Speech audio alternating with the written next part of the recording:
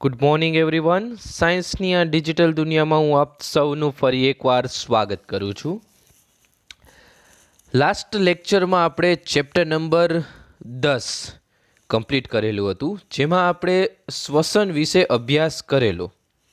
આજના આ લેક્ચરમાં આપણે એક નવા પ્રકરણની શરૂઆત કરશું. પ્રકરણ નંબર 11, ચેપ્ટર નંબર 11, પ્રાણીઓ અને વનસ્પતિમાં વહન. તો આ લેક્ચરમાં આપણે પ્રાણી અને વનસ્પતિમાં વહનને લગતી માહિતી મેળવશું. તો ચલો ચેપ્ટર નંબર 11નો અભ્યાસ આપણે સ્ટાર્ટ કરી દઈએ. સૌ પ્રથમ આપણે ચર્ચા કરીએ પ્રાણીઓ અને વનસ્પતિમાં વહન, જે આપણે અગાઉના પ્રકરણમાં થોડુંક અભ્યાસ કરેલો કે બધા જ સજીવો પોતાનું અસ્તિત્વ ટકાવી રાખવા માટે ખોરાક, પાણી અને ઓક્સિજનની જરૂર હોય છે. સજીવને આ બધું શરીરના એક ભાગથી બીજા ભાગમાં પહોંચાડવાની જરૂર હોય છે. ઉપરાંત પ્રાણીઓને ઉત્સર્ગ પદાર્થો એટલે કે નકામા પદાર્થો શરીરના જે ભાગમાંથી નિકાલ કરી શકાય ત્યાં પહોંચાડવાની જરૂરિયાત રહેતી હોય છે. તો આ પ્રકરણમાં આપણે આ દરેક બાબતો વિશે માહિતી મેળવશું. ઉપરાંત હૃદય અને રુધિર વાહિનીઓ જોવા મળે છે, તેના વિશે માહિતી મેળવશું. પદાર્થના વહનનું જે કાર્ય કોણ કરે છે તેના વિશે, પરિવહન તંત્ર કઈ રીતે રચાય છે. ઉપરાંત વનસ્પતિ અને પ્રાણીમાં વહનનો અભ્યાસ સંપૂર્ણપણે આપણે આ પ્રકરણમાં કરીશું. સૌથી પહેલો ટોપિક છે પરિવહન તંત્ર, અને એ પરિવહન તંત્રમાં આપણે જોશું રુધિર વિશે. તો આપણે ચર્ચા કરીએ મુજબ બધા જ સજીવોને પોતાનું અસ્તિત્વ ટકાવી રાખવા માટે ખોરાક, પાણી અને ઓક્સિજનની જરૂર હોય છે. રુધિરની વાત કરવામાં આવે તો તમને ઘણીવાર શરીર પર કોઈ ઘાવ પડે છે ત્યારે શું થાય છે? તો તેમાંથી રુધિર બહાર આવે છે. પરંતુ રુધિર શું છે? તો આપણે તેના વિશે માહિતી મેળવીએ કે રુધિર એ એક પ્રવાહી છે જે રુધિર વાહિનીઓમાં વહન પામે છે. તે પછી ખોરાકના ઘટકનું નાના આંતરડાથી શરીરના વિવિધ ભાગો તરફ વહન પણ કરે છે, અને તે ફેફસામાંથી ઓક્સિજનને શરીરના કોષો સુધી લઈ જાય છે. એટલે રુધિર આ રીતે પરિવહનનું કાર્ય કરે છે. ઉપરાંત તે શરીરના ઉત્સર્ગ દ્રવ્યને ઉત્સર્ગ તંત્ર તરફ લઈ જાય અને ત્યાંથી તેમને નિકાલ કરી શકે છે અથવા તો નિકાલ કરે છે. રુધિર તરલ પદાર્થનું બનેલું છે. તેમાં રુધિર રસ એટલે કે પ્લાઝમા રહેલો હોય છે.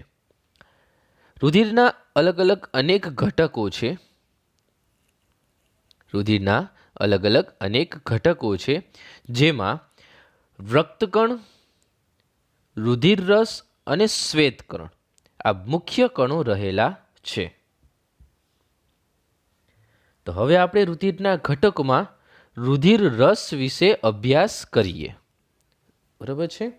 તો અહીંયા તમે જોઈ શકો છો રુધિરના અલગ અલગ ઘટકો લખેલા છે, જેમાં રુધિર રસ, રક્તકણો, શ્વેતકણો અને રુધિર કણિકાઓ કે ત્રાક કણો વિશે માહિતી આપેલી છે. તો સૌ પ્રથમ આપણે રુધિર રસ વિશે માહિતી મેળવીએ.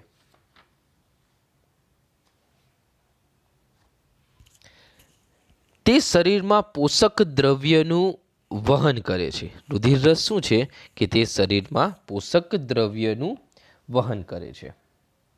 ઉપરાંત રુધિર રસ એ પણ એક પ્રવાહી જ છે, જેમાં અલગ અલગ દ્રવ્યો રહેલા છે. રુધિર રસમાં જ રક્તકણ, શ્વેતકણ અને ત્રાક કણો રહેલા છે. તમે ટેક્સ્ટ બુક જોશો તો તમારા ટેક્સ્ટ બુકના 121 અને 122 નંબરના પેજ ઉપર આ માહિતી આપેલી છે.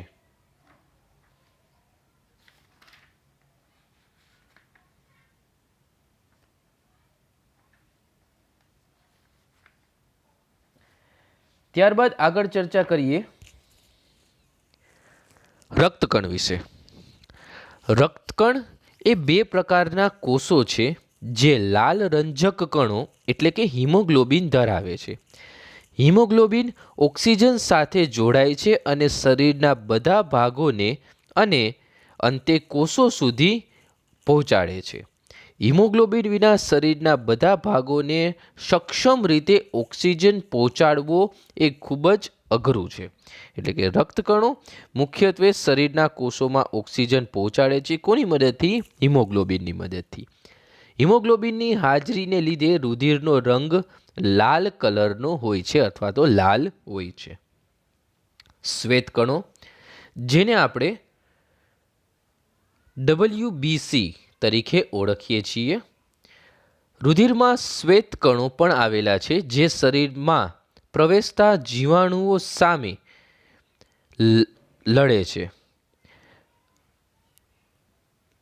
તો શરીરમાં રોગ સામે રક્ષણ આપવાનું કામ શ્વેતકણોનું છે. ત્યારબાદ રુધિર કણિકાઓ કે ત્રાકકણો જેને આપણે ઇંગ્લિશમાં પ્લેટલેટ્સ તરીકે ઓળખીએ છીએ.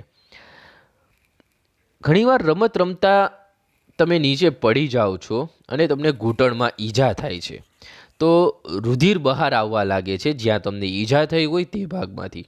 થોડાક સમય પછી તમે જોયું કે રુધિર વહેતું અટકી જાય છે અને ત્યાં રુધિર ગંઠાઈ જાય છે, એટલે કે રુધિર જામી જાય છે. આવું શું કામ થાય છે? તો આવું રુધિરમાં રહેલા ત્રાકકણોના લીધે. રુધિર ગંઠાઈ જવાની પ્રક્રિયા એ રુધિરમાં રહેલા બીજા પ્રકારના કોષો જેને આપણે ત્રાકકણો તરીકે ઓળખીએ છીએ તેના દ્વારા થાય છે, જેથી આપણા શરીરમાંથી રુધિરનો બગાડ, રુધિર આપણા શરીરમાંથી વધુ પડતું બહાર ન નીકળી જાય તે માટે. હવે આપણે જોશું રુધિર વાહિનીઓ. રુધિર વાહિનીઓ મુખ્યત્વે 3 પ્રકારની છે: ધમની, શિરા અને કેશિકાઓ. સૌથી પહેલાં ધમની વિશે વાત કરીએ, પણ તે પહેલાં શરીરમાં જુદા જુદા પ્રકારની રુધિર વાહિનીઓ જોવા મળે છે. શ્વાસ દરમિયાન શુદ્ધ ઓક્સિજનનો જથ્થો ફેફસામાં ભરાય છે. ઓક્સિજનનું વહન શરીરના બાકીના ભાગ સુધી થવું જરૂરી છે. રુધિર કોષોમાંથી કાર્બન ડાયોક્સાઇડ સહિતના ઉત્સર્ગ દ્રવ્ય એકત્રિત કરે છે અને આગળના પ્રકરણમાં પણ આપણે જોયું તે પ્રમાણે કે રુધિરને હૃદય તરફ પરત વહેવું આવશ્યક છે, જેથી તેમાંથી કાર્બન ડાયોક્સાઇડ ફેફસામાંથી દૂર થઈ શકે. તો આ માટે મુખ્યત્વે 2 વાહિનીઓ છે, ધમની અને શિરા. તો સૌથી પહેલાં ધમની વિશે માહિતી મેળવીએ. ધમની હૃદયમાંથી ઓક્સિજન યુક્ત રુધિર શરીરના વિવિધ ભાગો તરફ લઈ જાય છે. બરાબર છે? તેમાં સામાન્ય રીતે ઓક્સિજન યુક્ત રુધિર હોય છે. ધમનીની દિવાલ જાડી અને સ્થિતિસ્થાપક હોય છે. તેમાં રુધિર ઊંચા દબાણે વહન પામે છે અને વાલ્વ હોતા નથી.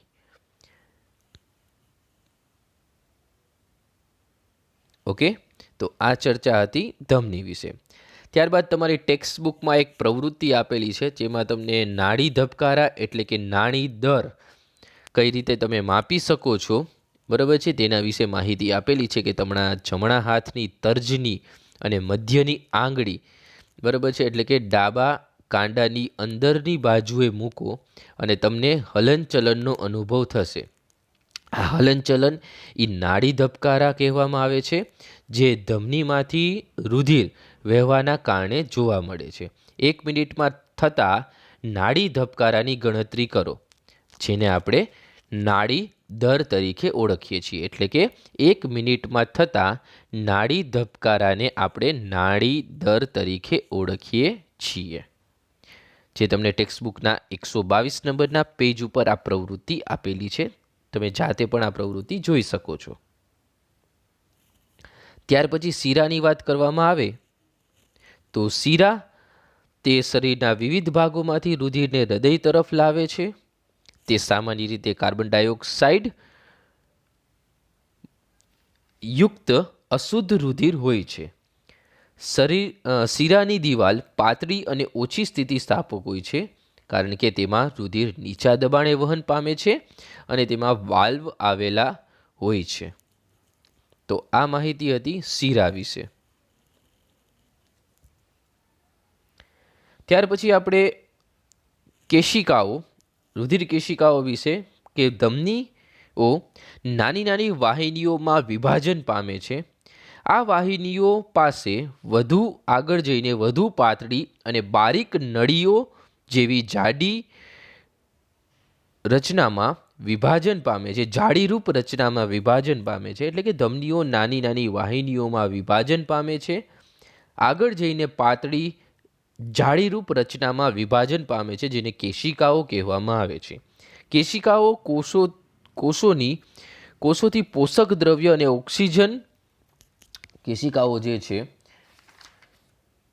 કેશિકાઓ કોષોને પોષક દ્રવ્ય અને ઓક્સિજન આપી ફરીથી જોડાણ પામી શીરા બનાવે છે, જે રુધિરને હૃદય તરફ લઈ જાય છે. આમ કેશિકાઓ ધમની અને શીરા વચ્ચે જાડા સ્વરૂપે વિસ્તરેલી એક પ્રકારની રચના છે. ઓકે વિદ્યાર્થી મિત્રો, તો આ ચર્ચા હતી. આજના લેક્ચરમાં આપણે જોયું એ મુજબ પરિવહન તંત્ર વિશે, રુધિરના ઘટકો. ત્યારબાદ આપણે જોયું કે રુધિર વાહિનીઓના પ્રકાર, ધમની, શીરા અને કેશિકાઓ વિશે. આની વર્કશીટ હું તમને PDF ફાઇલ સ્વરૂપે સેન્ડ કરી દઈશ. તો આજનો આ લેક્ચર આપણે અહીંયા જ કમ્પ્લીટ કરીએ છીએ. થેન્ક યુ વિદ્યાર્થી મિત્રો. નેક્સ્ટ લેક્ચરમાં ફરી આપણે આ ચેપ્ટરને કન્ટિન્યુ કરીશું.